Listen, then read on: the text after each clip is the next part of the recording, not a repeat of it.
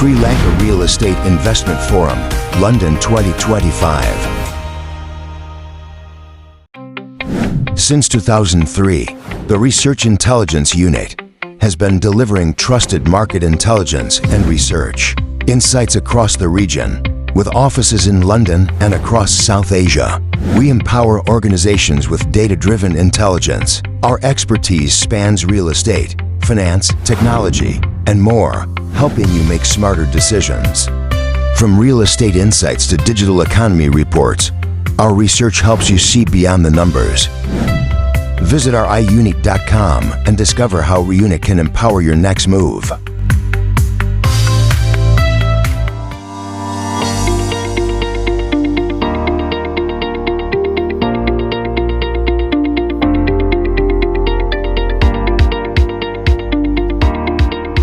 Over the last 10 years, the Research Intelligence Unit, in collaboration with the Sri Lanka High Commission, has organized events in the United Kingdom aimed at promoting trade and investment between the UK and Sri Lanka. It therefore gives me great pleasure to welcome you this afternoon to the RIU Real Estate Forum 2025. Thank you to His Excellency Nimal, Senadheera, the High Commissioner of Sri Lanka, the UK, and our sponsors Homelands Group and Port City. Asinsanie, Sri Lanka's leading domestic airline, for sponsoring the raffle. There will be 2 prizes of domestic flights within Sri Lanka, and the winners will enjoy amazing views of some of the wonderful sites in Sri Lanka. I trust you have all got your tickets. Have you all got raffle tickets? Yes. Good. We would also like to thank Atirasa, Gourmet Traditional Sweets, Dilma Tea and Ranford Tea for sponsoring the goodie bags. First, I would like to extend a warm welcome to all of you to Sri Lanka High Commission and the Sri Lanka Real Estate Investment Forum 2025. I am pleased to deliver the welcome remarks at this important gathering organized by the Research Intelligence Unit in collaboration with the High Commission, and it was held for the first time since 2019. As you are aware, following a challenging period, Sri Lanka has regained political and economic stability. We have embarked on a transformative journey through far-reaching reforms across political, social, and economic spheres. The government led by His Excellency Anil assumed office in 2024 as well, a strong mandate representing the collective will of the nation. It has introduced a new political culture, strengthened the rule of law, and promoted inclusive and sustainable development. Early this year, the government launched the Clean Sri Lanka program aimed at fostering economic, social, and governance sustainability alongside moral and ethical transformation. The eradication of corruption remains a key government priority. As His Excellency the President has underscored, combating bribery and corruption is not a mere slogan, but a national responsibility to ensure justice, accountability, and public trust in governance. These positive reforms, underpinned by a strong emphasis on accountability and the rule of law, have undoubtedly restored investor confidence.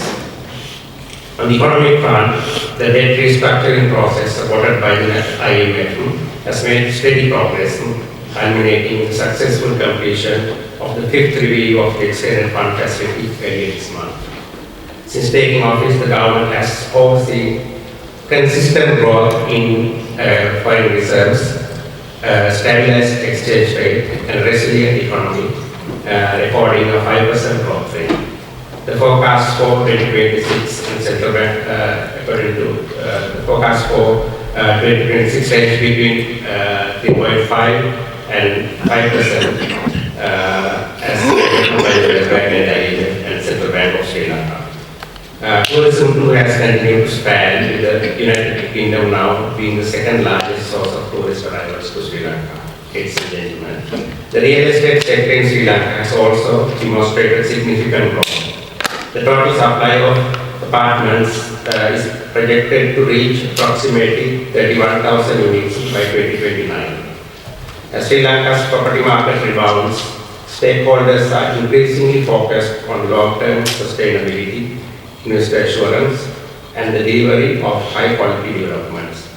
we are also witnessing a growing number of local and international developers seeking to initiate new projects across the country. Thank you.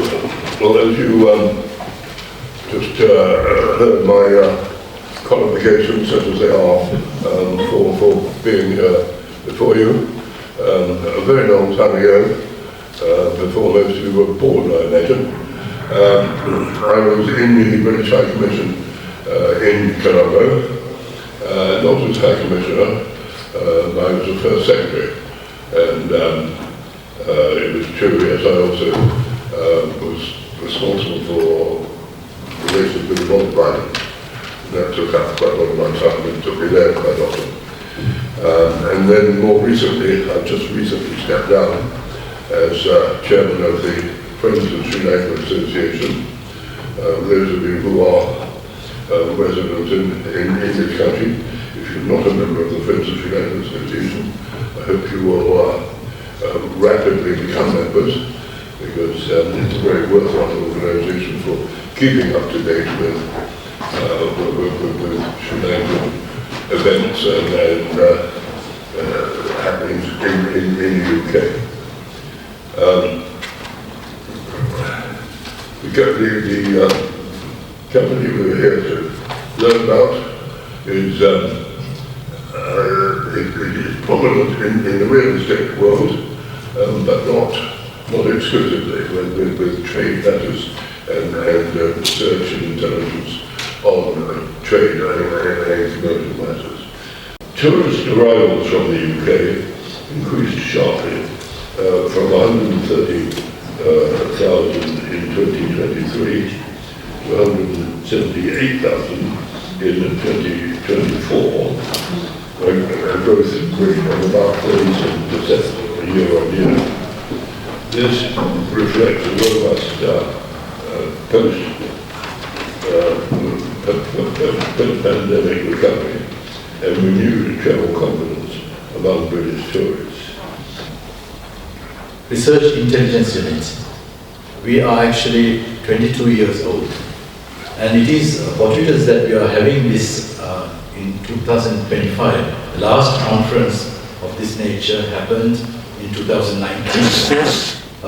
It's also divine providence that Sir Peter Heap is here, because in 1948, when we got our independence, the British reset the economy, and we were one of the strongest economies in Asia at that time. And somehow things started going south. And in 2025, we are resetting the economy again after 77 years. And this is the first time that Sri Lanka is actually really looking at our resources, our strengths, and how we can develop into a country that is sustainable.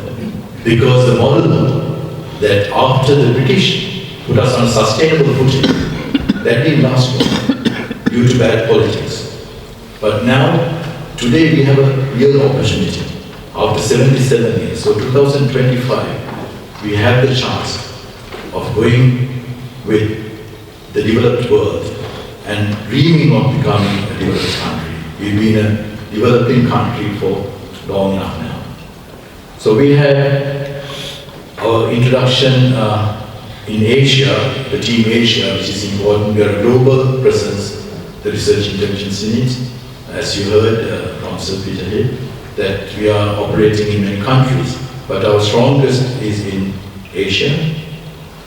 And we have the founder, Mr. Roshan Madawela, who started the company in the UK, and that was in 2003, which again, just after the real estate market started in Sri Lanka, because the Condominium Act came in 2003.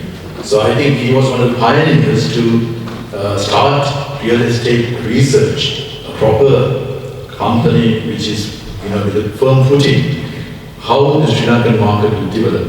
So this, from the founding stage, he has been able to bring this market to not just Sri Lanka, but to the Maldives, Bangladesh, Nepal, and you will see the footprint, and even Australia. So I think it's a long journey, and it has been a fruitful one. And what is new is actually we've gone into cybersecurity in the Maldives, a country where I lived for 8 years actually as the managing director of World Bank Corporation. They are a beautiful country. I ended up becoming a dive master because most of the beauty is actually under the ocean, under the water. And we actually have gone into Maldives in a big way, and we are doing the cybersecurity and their concerns, and also we are doing a lot of webinars and even political events like policy making to people in the geopolitics, how it impacts on Sri Lanka. And also we have a country report. We've got many publications, as you will see as we go along. And then combating illicit market, a policy perspective. Again, we are actually supporting government. You can see because Roshan has been an advisor to prime ministers as well in the past. We marked our 22nd year with the vision for cleaner, prosperous Sri Lanka. That was at the Wallface Hotel earlier this year. And we had a Kala event, and it was well attended. And we have our time profile. It's actually massive. When you look at some of the names, international names are there. From Sri Lanka, you have Haley's, John Keels, and of course now we've got, like, Port City has been there with us from the very beginning. So a lot of international companies are there from the Maldives and many other countries. We have actually got a client satisfaction rate of almost 100%. They always stay with us. Because we are a company that seldom have to say, we told you so. Because most clients, when we say, we've done the research, a very far-reaching impact of risk management and also development potential, most of our clients listen to us. Because it's the ones that who don't listen, only we can say, we told you so, and you're lost. But now, you can see that we are a trusted source because our hallmark is integrity, market integrity, trusted source for advice in the region. All these publications we do, and we support with webinars and various other forums. We actually conduct awareness programs because what we want is market to be a mature market in Sri Lanka. So research reports, because research is our bread and butter. So when a client engages on research, we actually share it with the client's consent afterwards. We would publish many of the findings so that the market gets more informed and they make better decisions. Obviously, information leads to better decisions. And manage risk can also make development decisions going forward. So these are some of the recent reports that we've had. These are all available to our registered clients. We have a base of subscribers. They always get this on e-form, platform, right? And a lot of mindful of information is there. And recently, real estate consulting projects, one of the biggest projects, the first Sky-Bridge in Asia. Then we had the Alta and Galaxies. All these were actually more than 100 projects have been consulted by Research Intelligence Unit. And also for developers, we have done, real estate market reports, as well as done consultations. And events and forums, as I said, we conduct many in Sri Lanka. This one, this is like after 2019 is the first one we are doing it, but again, a very timely event. Our footprint, as you can see, is there in so many countries, of course, UK, Sri Lanka, Maldives, India is there, Bangladesh, Nepal. So we have, and Australia. So we have spread our tentacles far and wide, because today in the global scenario, real estate is a global phenomenon. People invest. It's not just to live, but to invest, to earn revenue, as well as to appreciation, gain from the appreciation of property. This is our team, basically members of our advisory board, and Sir Peter Heap is also there. He was advising on trade trade and business, so it has been very important to have him on board with us all this while. So as I said, since after the British left with the net balance sheet in 1948, we are trying to make it a net balance sheet again in Sri Lanka, and we have real hope of doing it after 77 years. So these are all the happy clients club, what we are having. They are all happy, as I said. We never have to say we told you so, because they always listen and they gain by listening to us. So we look at this apartment classification. This is something that RIU has invented actually. The tier 1, tier 2 and tier 3. This is something that Roshan in his wisdom and the property sector, real estate division came up with. So we have segmented the apartments into tier 1, tier 2 and tier 3. So it reflects in the pricing as well as what is available for each category, each classification. So market outlook is very good compared to 2019. Mind you, in 2019 the dollar rate was 190 and today we are talking about 305. So you've got to adjust it, but why we are pricing it in dollars is what you're spending in Sri Lanka is in dollars. When you buy real estate, you buy in dollars. So it doesn't matter how it is internally priced, you have a gain. If the market is for your dollars, you can buy more in Sri Lanka today. So therefore, you take the tier 1, 2 and 3. There are a total of 23,067 apartments, right? As His Excellency the High Commissioner said, it's poised to grow up to 31,275 by 2029. That's how buoyant the market is, that's how good the outlook is. Because of the new government and the initiatives and all the reports you are getting from the World Bank and all that, you are resetting your economy. Right? We are going to be a wonder story in the World Bank's history, because World Bank, IMF has gone to many places, but they have not been able to deliver goods. But in Sri Lanka, they are really delivering because we are cooperating with them. IMF is no miracle maker. They tell the country, give us the blueprint for your rescue package, and we will support it.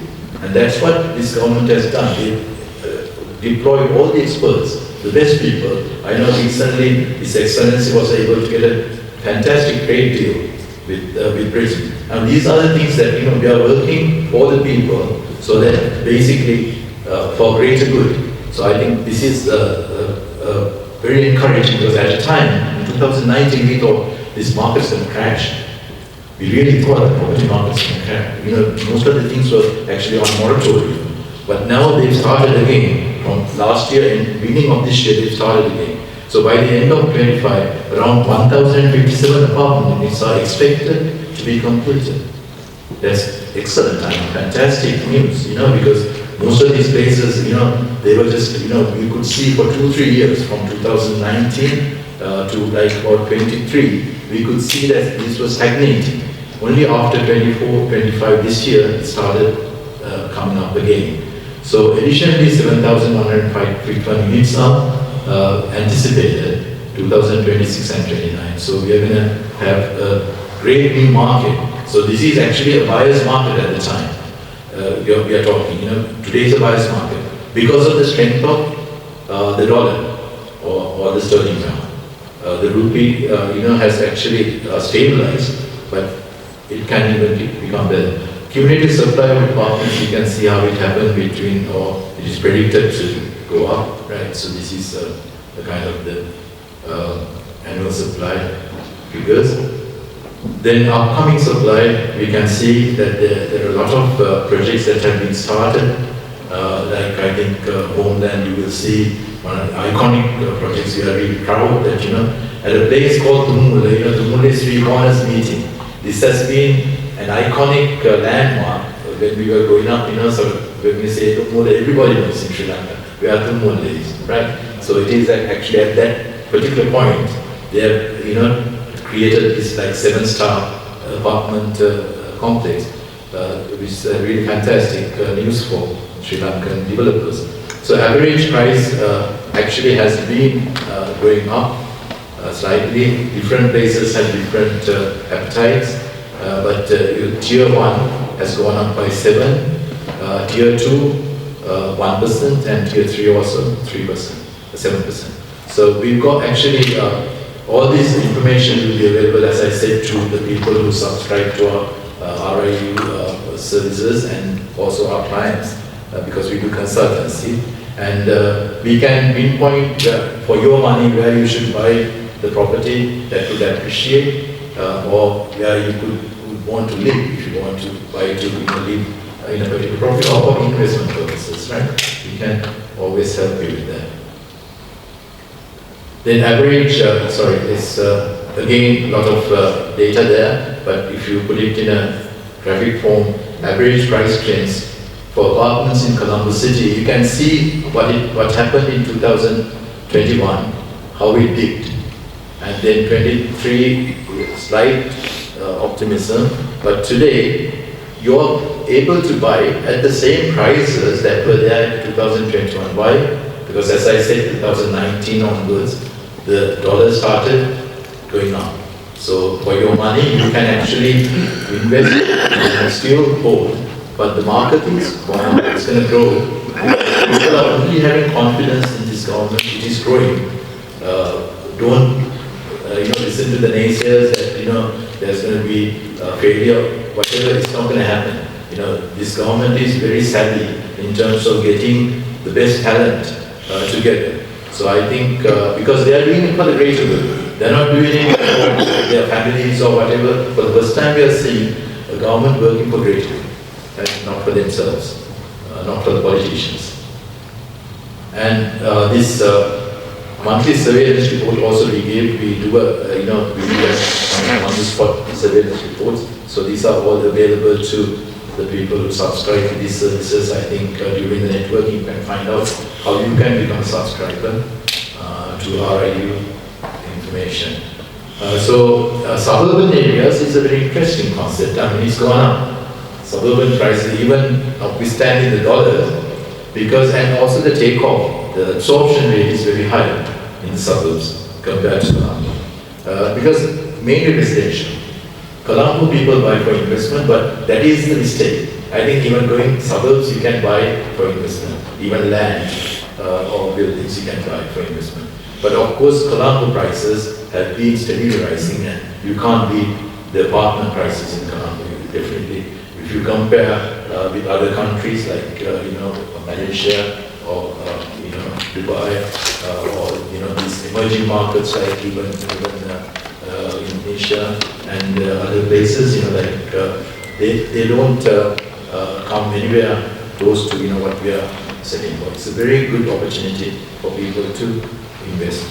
So there are trends. Apartments are building in the suburban areas as well, and these are like surveillance reports again. Average absorption, as I said, these are all the completed projects. The absorption rate is out of 100, how much you've been able to sell, apartments, right?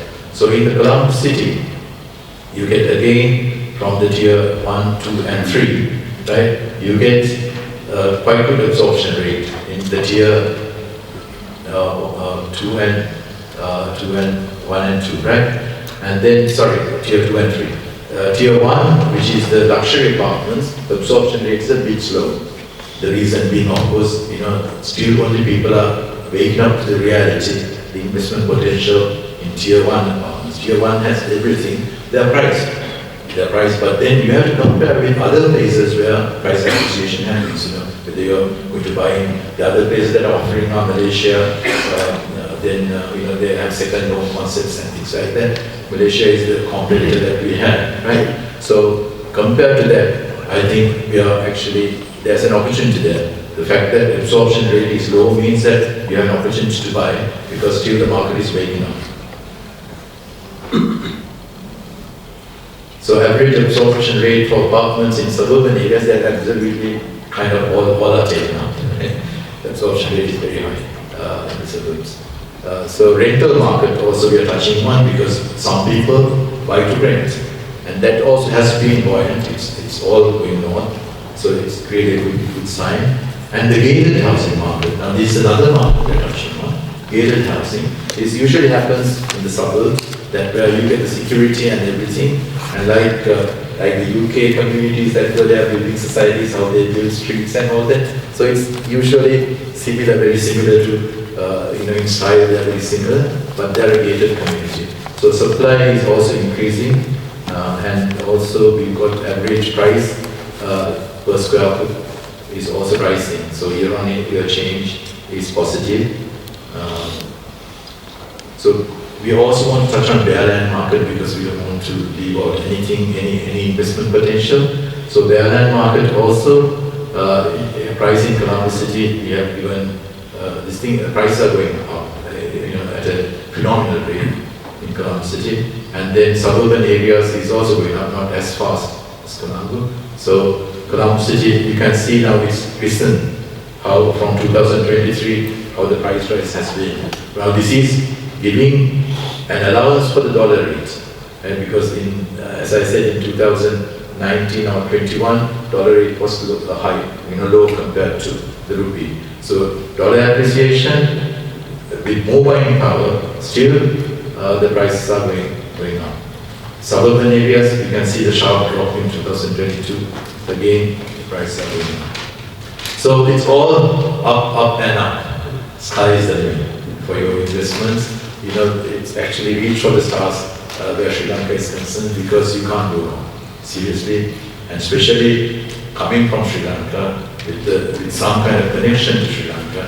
I think Sir Peter Heap even might think he was admiring, the new homeland project and saying, wow, these are coming up in Colombia. So great. So I think you're going to have a big takeaway from this, because we've got the old city coming up, which has a huge investment potential for the next 15 years. You've got to think far.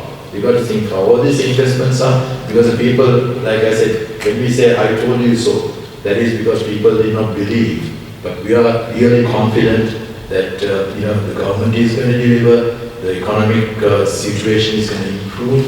Although we were bankrupt, as I said, we are after 7 years, we are resetting the economy. That says a lot. We are resetting this economy after the British reset it on a positive and gave it to us. Mark my word, by 2029, we are going to be out of this. And we are not going to be a country that is in default. We are going to be a country progressive, becoming a developed nation. So I think your investment is going to play a big part in it, because more people with talent to come and invest and live in Sri Lanka. I have connections in Sri Lanka. I think the president has made a couple of visits here. So he has always addressed the business community and all that. Ample opportunity to develop our other lands and also have the legacy of the British.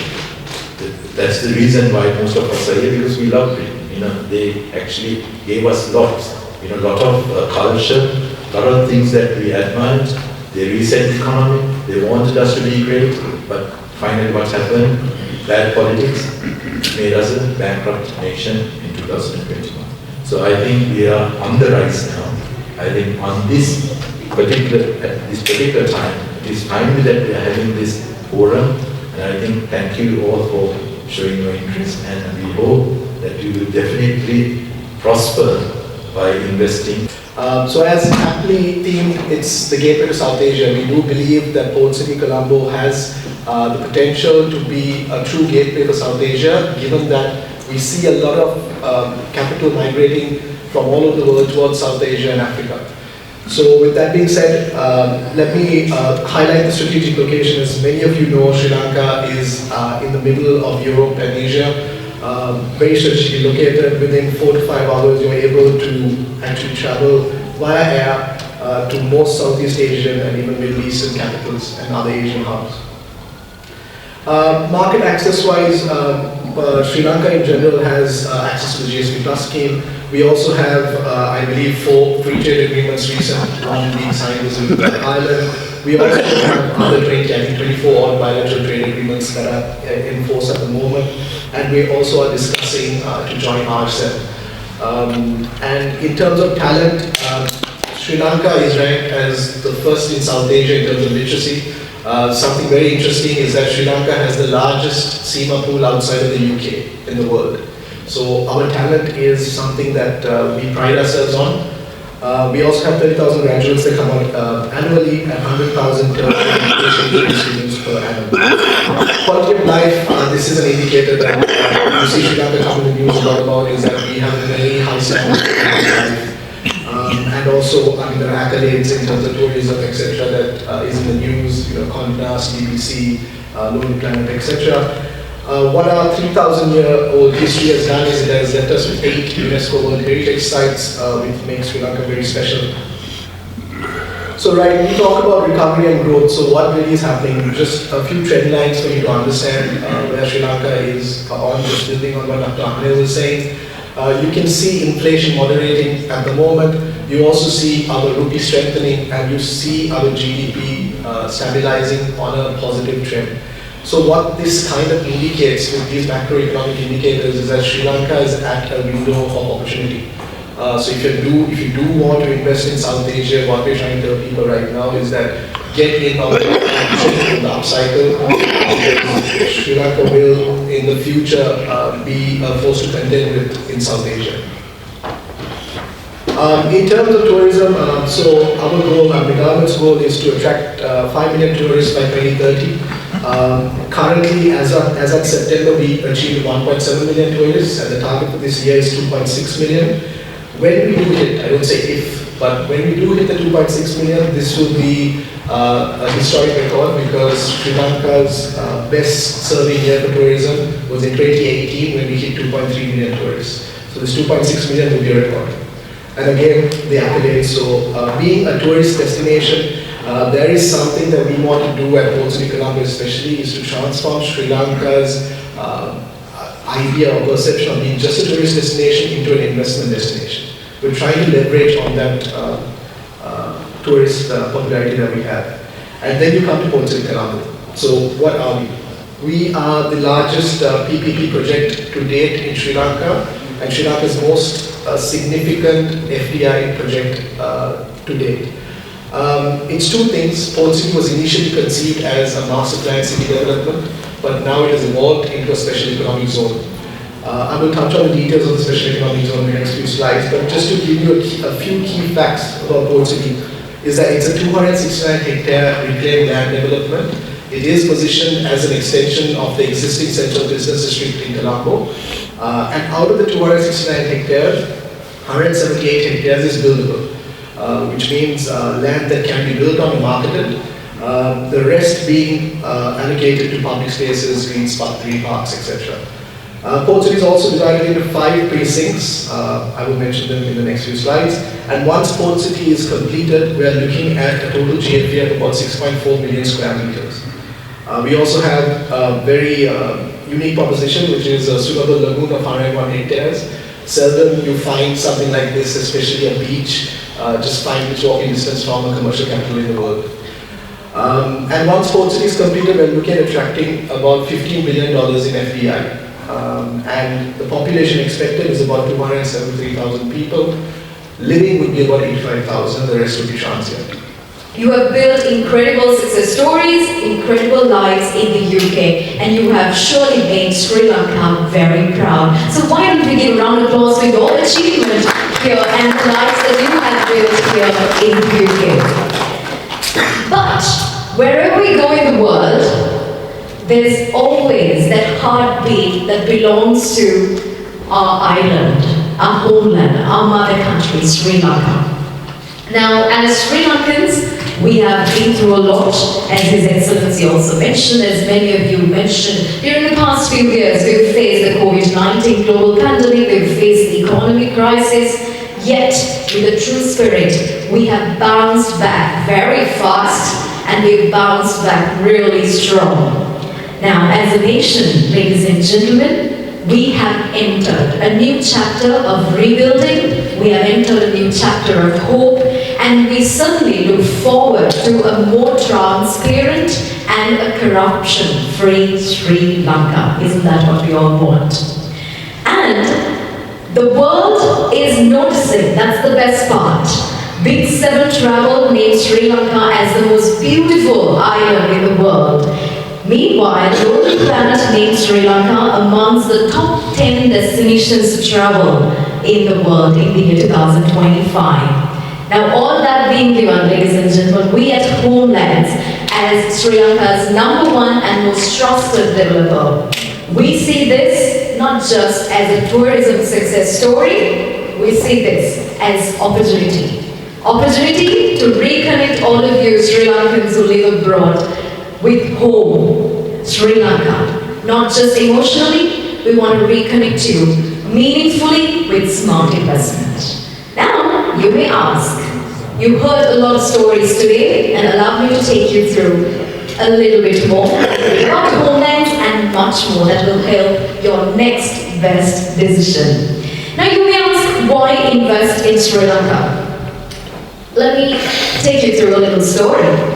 So let's say you have £300,000. This is your investment. In London, you would end up with a 2BR townhouse. I'm not talking about zone A, certainly, a little bit out. And if you have the same £300,000 in your hand, if you invest this in Sri Lanka, you will land up with a super luxury 3-bedroom apartment right in the heart of Colombo, within city limits. A boost to the economy and in particular real estate, then Sri Lanka will be a great example, because if you go back to 2010, the skyline of Colombo was pretty dull and empty. But since then, we've seen massive increase with so many buildings still over the skyline, and that we have noticed has been a direct correlation of the dawn of peace in Sri Lanka. So it's a great example of what peace can do. So on that note, let me turn to Mario. Mario, many of the people sitting here, but before I start, I'm just going to say I'm going to start with a couple of quick questions for each of the members. I'm going to ask you guys to be quick, and then we're going to pass the mic to you guys to see who would like to give us a hard time. And all questions welcome. We, in 2015, brought the resort complex or resort living lifestyle to Sri Lanka. We do mega projects purely because of sustainability. Sustainability is very vital, especially in our industry. One is to maintain the building. One is you need to make sure that people want to live in it. They want to rent it. People want to take rent. They want to rent out the apartments, live in it. And basically what we have done, Roshan, is created a new lifestyle. A lot of people say lifestyle, but we give credible lifestyle. We have uplifted people's lifestyles purely because of this resort living concept. We have delivered projects and apartment units. We pride ourselves, and we actually are very happy to say that we have completed 3,200 units and handed over the deeds. In Sri Lanka, it's very, very important to hand over deeds. We pride ourselves on 3 pillars: trust, innovation, and excellence. Trust is very important on delivering on your promise. Innovation, we have brought the resort concept living to Sri Lanka and taken it not only for Sri Lankan buyers but overseas buyers as well. We have leveraged the tourist economy, which has been booming. Like the speakers before said, that 2 million tourists have come. We're looking at 2.6. They're going to have a problem in accommodation, and if you saw my colleague's presentation, we have bridged the real estate sector with the tourist sector. We saw this happening. That's why back in 2015, we actually launched this resort concept. Most of our residential developments have restaurant, food and beverage facilities to cater to this need. The tourist industry, the tourism, the tourists that come to Sri Lanka or globally have changed. They are not coming on holiday, they are coming on experience. So all these factors put together, I would say that we are catering to an evolving market. We are trying to future-proof ourselves, especially in the real estate industry, to take this to the next level, because we have seen not only the market in Sri Lanka, but expatriates, who are living like the diaspora and the working community are now coming back to Sri Lanka. I was happy to see about 4 to 5 basically customers who have purchased from us, very happy, and some of them are looking at asset and investments as well with us. So that sports very big for us as well. Excellent, thank you, Mario. So another concern amongst the diaspora, especially in the UK, has been the issue of political culture in Sri Lanka, and I'm talking about the last 20, 30 years, right? But now where we stand, Sri Lanka has gone through a monumental struggle, a very peaceful one. In fact, when I speak to people in other parts of Asia, they say Sri Lanka is our inspiration because the Sri Lankan political struggle was 99% peaceful and bloodless. So it has inspired a lot of other countries as well. And now I believe the government and governance is in a good place. If you look at things like the corruption index, the improvements are truly monumental. So, turn to Mr. Somerset. What can you say about the government's ongoing commitment to good governance? Thank you. Thanks, Roshan and joint organizers and all the participants.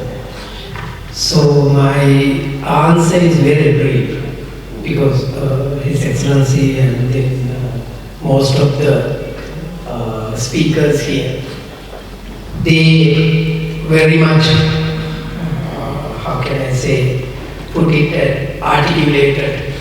So what is the real things going on, particularly after the recent political changes, which it has already completed almost 1 year. So very briefly, I would say the rule of law. So rule of law has come back to Sri Lanka. Coupling with that, corruption is corruption-free country, I would say, starting from the top of the political and the government layer and up to the bottom. So it is being introduced very good examples and the good practices, the whole social and the economic fabric of our motherland. So that is a good thing. And then not only that, we understand that while giving a lot of changes to that sort of economy, the government has to think about the economic recovery as well. So it is not easy to go for economic recovery after the country went the bankrupt.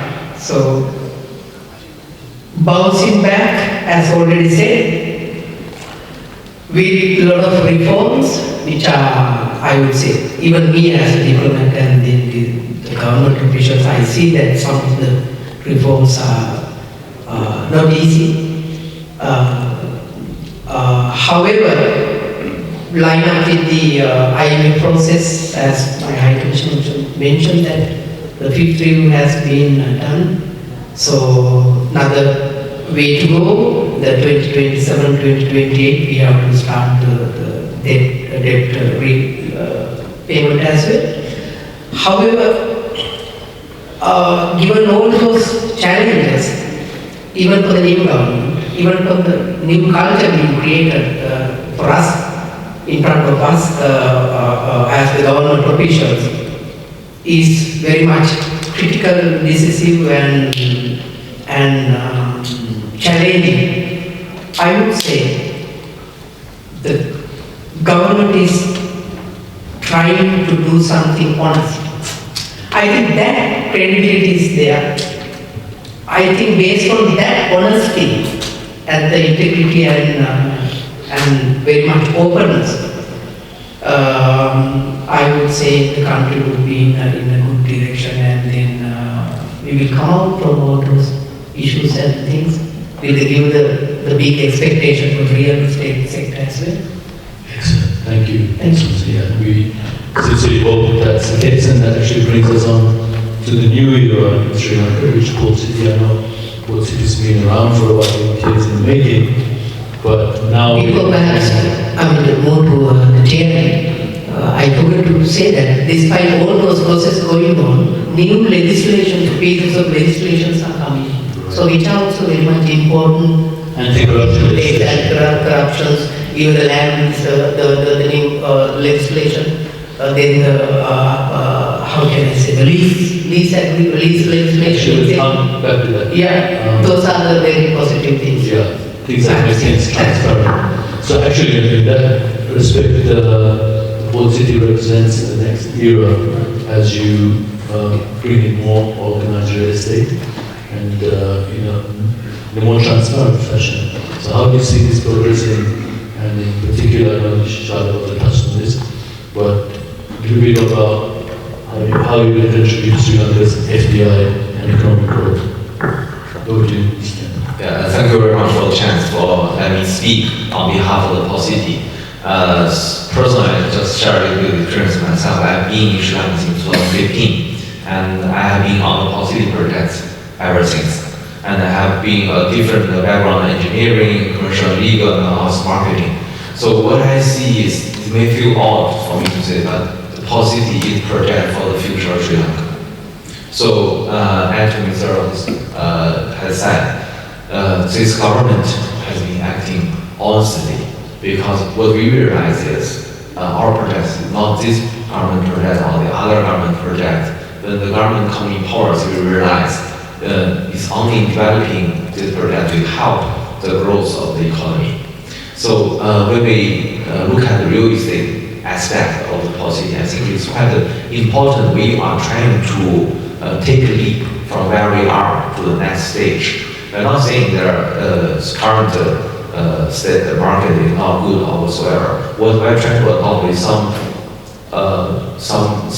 policies as well, master plan that are already in actively using in mature markets such as Singapore. So such as we are providing with government Sri Lanka, we are providing additional growth for areas for green developments. So those concepts have been actively using in Singapore over 20 years. And now we are trying to adopt in this travel zone to see whether it fits with the overall development growth direction of Sri Lanka.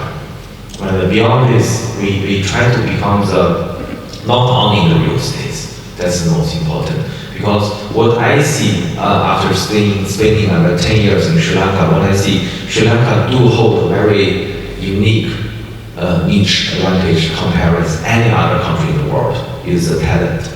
So if we look at Sri Lanka globally, everywhere I go, I can find a very vibrant Sri Lankan community, just like in here, just like you. Being very successful in the destination where I go. I get lots of support from people, and I get lots of support from here as well. So what I see is it's difficult for Sri Lanka to really compete on the natural resources, to compete on the cheap labor, oil or whatsoever, but we do hold a great potential to utilize our talent pool to develop the service sector, which South Asia is famous about. How to deal with this? Because what I see is right now the globalization is involved, and in many areas we are facing barriers into the market and etc. But what I see is in Sri Lanka, in the Port City, we can enhance our capability with the policy in place. So quite recently, we get our updated tax incentives for the policy. This is passed by the cabinet and approved by the parliament in Sri Lanka as well. So as Shalaka has explained, we are offering not only to the developers, but also for the innovation companies to come into the Port City to get a preferential tax incentive for export of services. Those people are not catering for the local market, but catering for the broader global service sector market. And beyond this, we try to improve the lifestyle concept as well, because we have spent $1.2 billion simply for building all the infrastructures at a global level. So all the new sector, we try to make us, yes, part of Sri Lanka, but slightly better than where we are before. Thank you, sir. Yes, actually, It's a very important point. Sri Lanka should have been competing with the likes of Thailand and Dubai many years ago for second home and the property market. So again, a quick question to Mario, given the time.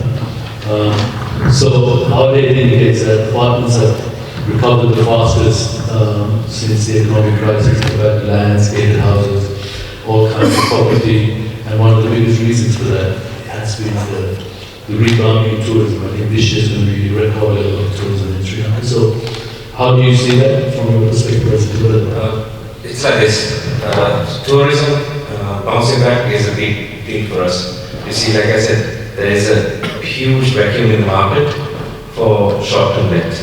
And if you look at Sri Lanka, we don't see any large hotels being developed anytime soon. So even in the city and even the outskirts, we are seeing the short-let market growing tremendously. But saying that, you need to bring in other facilities into that. That's why actually we launched Oceana, that's a 17-acre plot of land, 350 apartments, 60 apartments, with FM facility, with housekeeping, stay with Bayfront, Negombo. Negombo is known for the first and the last destination in any tour itinerary. So, like I said, there is a correlation, but you need to position yourself well to harness that. I've seen a lot of people who have bought from overseas giving it back to us. I'm talking as a developer, giving it back to us because we offer this 360-degree service to our clients. That's also very, very important. So harnessing from the growth, which will be 2.6 million tourists coming this year, and next year is going to be even more. So I would say there's going to be a huge potential, especially in the city and in the suburbs for short-term. Thank you. Actually, and you factored what's happened, the revolution in people being able to use online platforms to have your apartment when you're not there, to be making money from it, has changed the landscape. So effectively, you're competing with service apartments, even 5-star hotels, when you have a property. So that brings me on quickly to Senadheera. How does the government facilitate people here? So many people here do not hold Sri Lankan passport. Would be considered as a foreign investor or a foreign property owner. How does the government encourage or facilitate investment into this? It is, I would say, investment in general. It is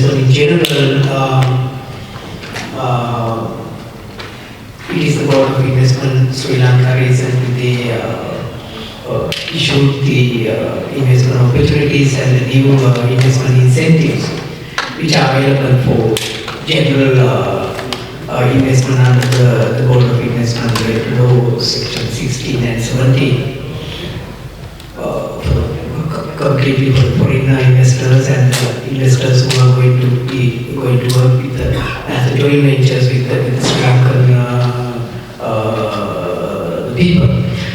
So then, as already discussed about the Port City facility, Port City facility is under the Port City Commission with the recent development, etc. Given another set of investment incentives, etc., etc. So then. For this particular sector, for the real estate, I would say with the previous government as well, and then the new government, they are very much focusing, rather than giving the incentives, according to my understanding, rather than giving the incentives for the developers like Homelands and other developers in country, I would say the government is trying to put in place the legal the pieces of legal really, which are very much connected to land lease and land matters, and then the land development, etc. Because we have some of the Sri Lankan land development ordinance it is implemented from 1950s. So that has to be amended according to the current requirement. The similar way the Land Lease Act as well recently introduced new sort of the changes which are very much very much conducive to the both the developers and the investors. And then in terms of the visa, etc., of course, the couple of years back, the dual citizenship visa scheme came back, and then even this High Commission is facilitating for applying for dual citizenship under I'm not expert for visa because my background is I'm very much into commercial aspect, but let me put this way, under two categories, dual citizenship called resumption category and the retention category. So we are facilitating on daily basis. So I invite the audience to access to the Sri Lankan website here, so that we will give all the details in a very descriptive manner. I hear that something like Exactly. And lastly, I would say, already it is discussed about the investor, the residence visa, which was launched just 2 weeks ago, for 5-year and 10-year residence visa. Once you invest $100,000 and $2,000 respectively. So those are the things. And my understanding is that still the government also, while implementing the things into this field as well, government is also trying to give the new avenues and the new thinking also into these things. So I would say at this stage, those are the things, rather than very much incentives, rather very much guiding and facilitating to the new merchants and then the buyers, etc. Thank you. Yeah, sounds like it's moving in the right direction. One more question to the panel before I ask the audience, Mr. Tian. My family and many people I speak to complain about things like noise pollution in Sri Lanka. These areas where there's a lot of movement. You could have the best riverfront property and still be affected by things like that. But the port city is different in terms of livability, zoning, what you can and can't do. Can you give us a little bit about sure. So overall, I would say Colombo is definitely a great place to live. No matter it's in the port city or outside the port city. What we are trying to do in the port city really started like many years ago. I think in 2017 we started our master planning. We started with Sweco from Sweden for the overall master plan, and Senadheera from Singapore, the master planner of Singapore City, to do the detailed master planning. And I think that's in 2020s we get our technical regulations passed. This is the first proper detailed master plan in Sri Lanka history. So we basically totally changed what the existing system is. If you look at the current city, you will see there are very limited public spaces. But in the port city, the public space we have reserved officially for the public is already 1/3 of overall areas. That's not include the beach. The beach it's not part of what we call the master plan areas. The beach is additional. So with this much of additional space, then we totally changed the mass of the buildings you are going to see in the port city. So if you look at the current Colombo, especially in Colombo 1, Colombo 3, where most of the dense developments are coming, where they have very few limitations on height, on the flyover ratios. I think that we see a fast growth in real estate. Yes, it's phenomenal, it's great. But what will happen after 10 years, after 20 years, after 50 years? Are we going to just armaments from our neighbors, which is on the 30 floors, or we have a proper livable city that is future-proof?